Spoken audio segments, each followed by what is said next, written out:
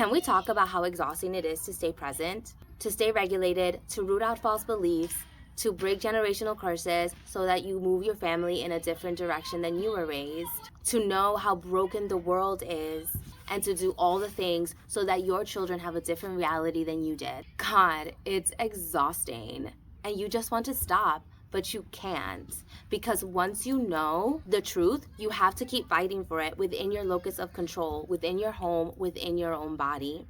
And it's not about rejecting everything that our parents did. It's about understanding that a lot of their pain and frustration came from not having the tools.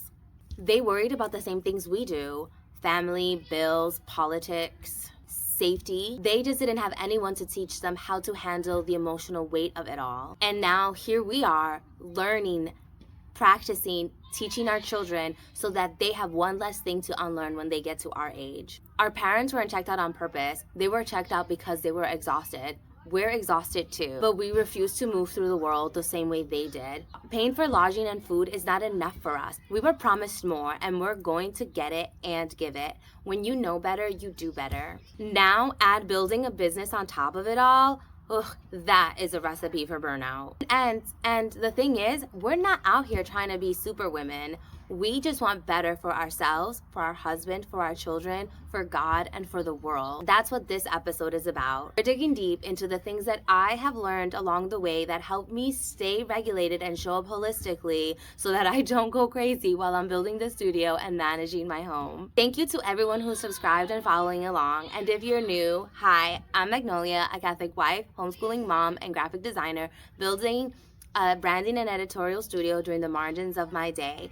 This series started out as a documentation of my build, and it shifted into documenting a life being rebuilt from the inside out. I used to think I missed my window. I'm building anyway. This is in the margins.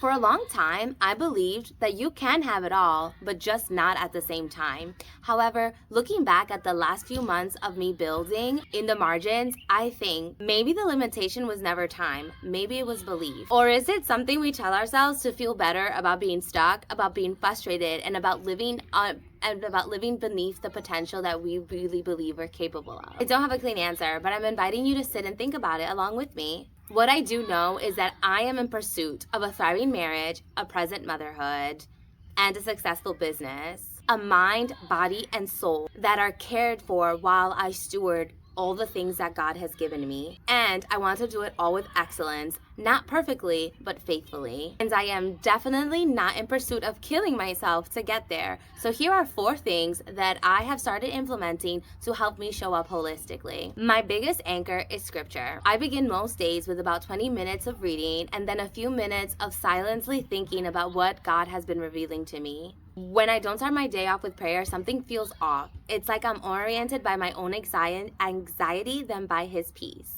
I love playing the Liturgy of the Hours. I started praying it about 2 years ago, and it added so many beautiful anchors of peace and prayer throughout my day. Life has gotten busier. I've settled on praying lauds and vespers as I'm making breakfast and dinner, and it's become such a beautiful family tradition. And I close my day out with a rosary. These practices have helped me root in the present moment. They help me remember that God already is in my tomorrow, and I just need to stay in the present. The second is EFT tapping, which I learned from my sister about 3 years ago. I never committed to it. Then one of my clients became a certified practitioner, and I decided to build the habit, and it has been life-changing. We are mind, body, spirit, and it is so easy to become disconnected from all 3 throughout the course of our day.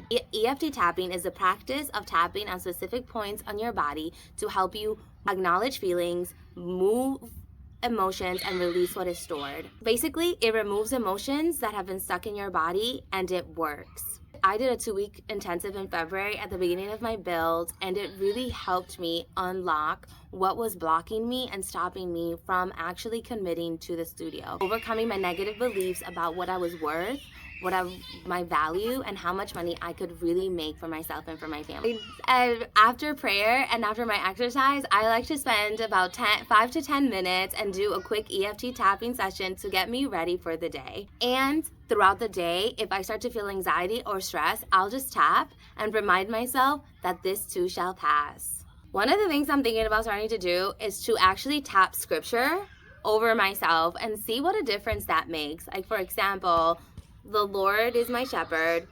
There is nothing I shall want. The more I do this practice, the more I feel my body, mind, and spirit reconnecting and becoming one. The more centered, the more grounded, and the more peaceful I travel throughout my day. I've even started tapping my husband and my children, and there is a difference. Like right before I recorded this episode, my husband had a nervous anxiety about him that he just couldn't name. So I did a release tapping on him, and the demeanor completely changed. It is very powerful. I highly recommend it. The third thing is the simplest, but is actually the hardest. I offer myself grace for getting it wrong. No matter how much of a high effort mom I am, there are times that I raise my voice at my children, at my husband, that I feel frustration and anxiety at myself, at the things that I haven't done, at the things that I want to do, and it all boils out. But I've learned not to punish myself for it. So I'll get myself calmed, I'll apologize to my children, explain what's going on, and offer myself grace.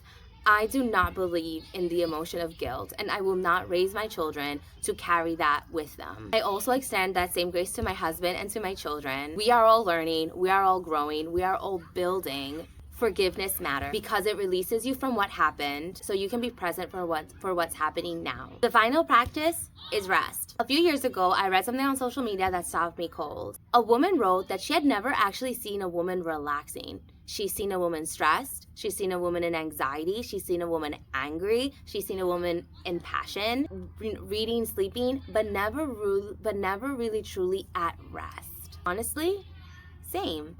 I saw my mom, reading or watching TV on the couch, but there was always a nervous energy about her that I have picked up as well. I want my children to see me fully relaxed, to not collapse at the end of a depleted day, but really rest, to be still and be comfortable in the moment and in my own skin and in my own body. I want them to see me care for myself as an act of love, not just maintenance, but because it is something worthy of love, attention, and stewarding. I am worth tending to, and I want them to know that they are worth tending to as well. There is something powerful about the feminine energy of slowing down, of being intentional, of choosing presence and peace over productivity. We were meant to start from rest. Our first days on earth was God's day of rest, not arrive to it after we've earned it. And this has been such an unlearning process for me.